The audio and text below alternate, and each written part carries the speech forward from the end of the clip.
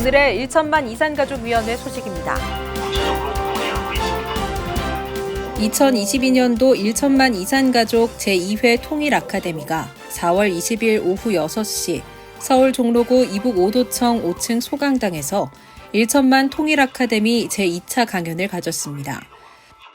이날 강사로 나선 서인택 통일을 실천하는 사람들 공동 상임의장은 한반도 통일의 역사적 기회와 코리안 드림을 주제로 열띤 강연을 펼쳐 큰 호응을 이끌어냈습니다.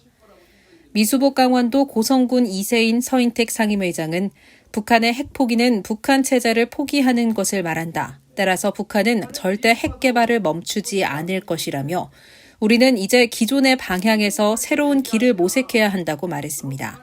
여러분, 북한 핵 문제를 해결하기 위해서 얼마나 많은 노력을 했습니까? 안 되는 이유가 뭘까요, 도대체?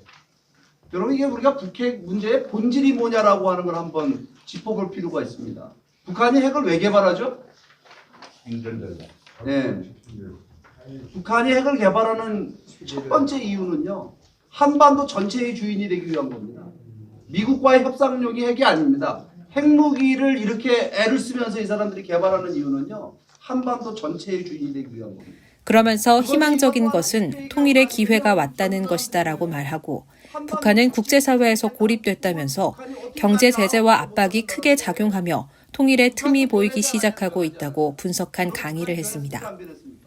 어떤 기회가 왔느냐면요, 북한이 자기 체제를 유지하기 위해서 개발한 이 핵무기가 그 핵무기로 인해서 북한은 국제사회에 완전히 고립이 돼버렸습니다. 고립이 됐다는 얘기는 무슨 얘기냐면요, 북한에 대해서 이 유엔 안보리를 중심으로 해서 북한에 대한 제재와 압박을 하고 있는데 이 제재와 압박이 솜방망이 제재와 압박이 아닙니다.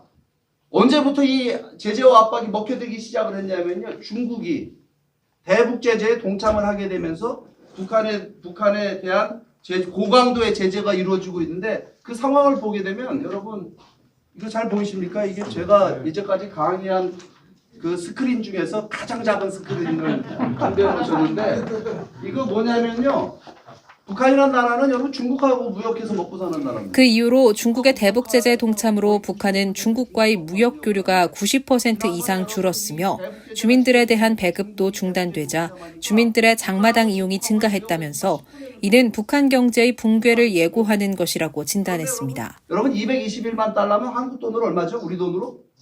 25억 정도 될 겁니다. 한 1,200원 정도 계산해보면 달러를. 그럼 25억은 많은 돈이에요? 적은 돈이에요?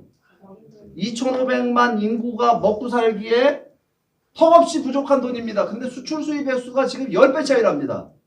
이건 무슨 얘기냐? 북한 경제가 완전히 붕괴됐다라고 하는 걸 의미하는 겁니다.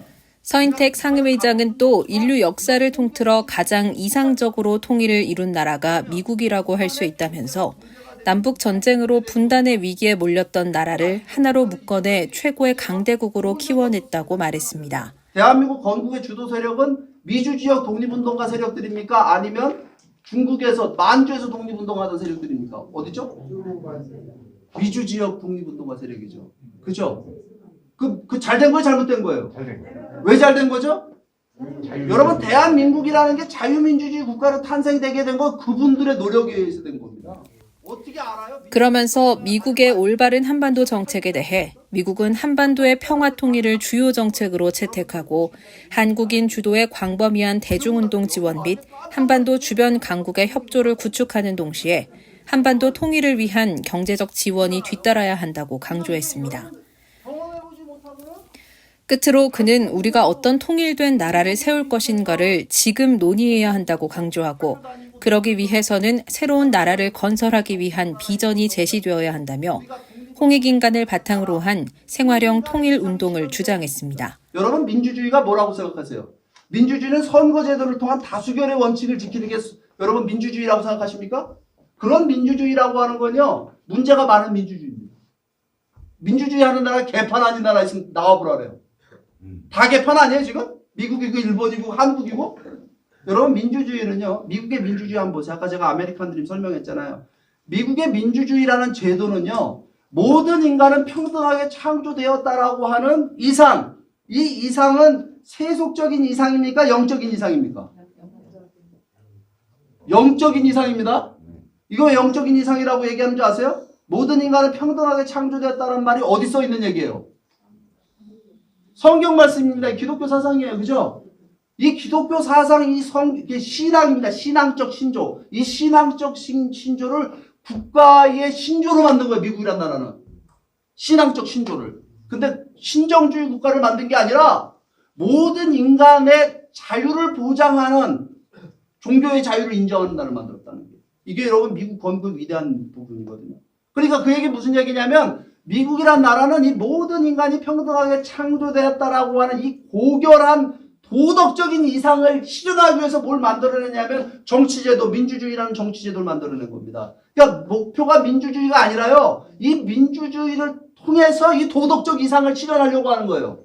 그럼 이 도덕적 이상이 사라지게 되면 민주주의는 작동할까요? 하지 않을까요? 작동하지 않습니다. 그러니까 민주주의는요 엄청나게 결함이 많고 모순이 많은 제도. 이상 1천만 이산가족 제2회 통일 아카데미 소식이었습니다.